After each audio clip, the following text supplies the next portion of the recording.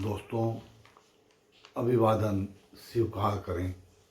दैनिक लोक सदन के एडिटोरियल पेज पर मैं एडिटर सुरेश चंद्र रूपा आपका स्वागत करते हुए आपसे मैं आज वार्ता करना चाहता हूं।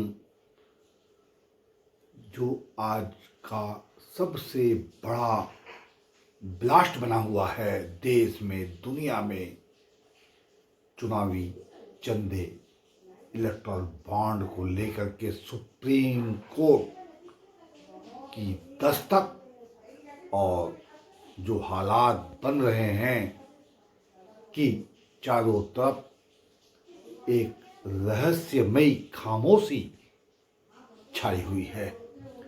सबसे बड़ी बात एक ही है कि हर एक छोटी बात पर नजर रखने वाले माननीय प्रधानमंत्री नरेंद्र दामोदर दास मोदी आखिर मौन क्यों हैं?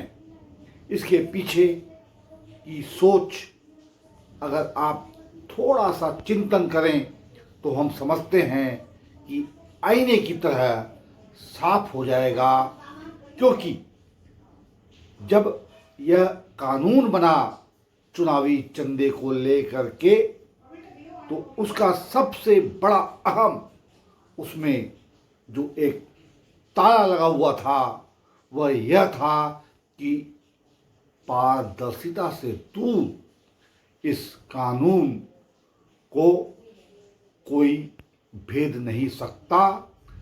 चूंकि मामला है राजनीतिक दलों का, तो यह एक संवेदनशील मामला होने के कारण इस कानून में यह धारा उपनियम बनाए गए कि इसके छिद्रान्वेषण का किसी को कोई अधिकार नहीं होगा और राजनीतिक दल चुनाव लड़ने के लिए चंदा ले सकते हैं। उसकी एक बड़ी और पूरी प्रक्रिया बनाई गई। मगर अब जब हम जानते हैं कि मामला अंततः 19 में बने इस कानून के बाद सुप्रीम कोर्ट पहुंचा और अब 24 का जब आगाज लोकसभा चुनाव 18वीं लोकसभा है, तो यह फैसला आ गया है उच्चतम न्यायालय का कि इस संपूर्ण चंदे का ब्यौरा भारतीय स्टेट बैंक को जारी करते हुए देना होगा चुनाव आयोग को। एक तरह से यह सब सारी जो बातें हैं उसे हम सब अपने अपने तरीके से जानते हैं, सोचते समझते हैं, चिंतन करते हैं। मगर इसके परिदृश्य में अगर हम देखें तो यह एक ऐसा मामला है, जैसा कि राहुल गांधी ने कहा कि दुनिया का सबसे बड़ा घोटाला।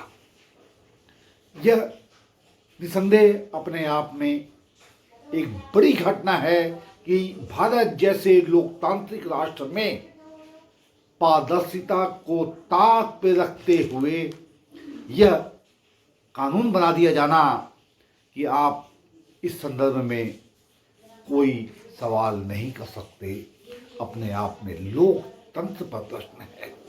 और अब जब सुप्रीम कोर्ट ने सब कुछ साफ साफ करते हुए, असंवैधानिक करार करते हुए अपना फैसला दे दिया है, तो जिस तरह मानीखेज तरीके से इसके लिए तैयार नहीं दिख रहा भारतीय स्टेट बैंक, और ऐसा लगता है कि यह जो आदेश हुआ है, सुप्रीम कोर्ट का डंडा चला है, इसके बावजूद शायद देश को बहुत सी ऐसी बातें नहीं पता चल पाएंगी जो मालूम होनी चाहिए।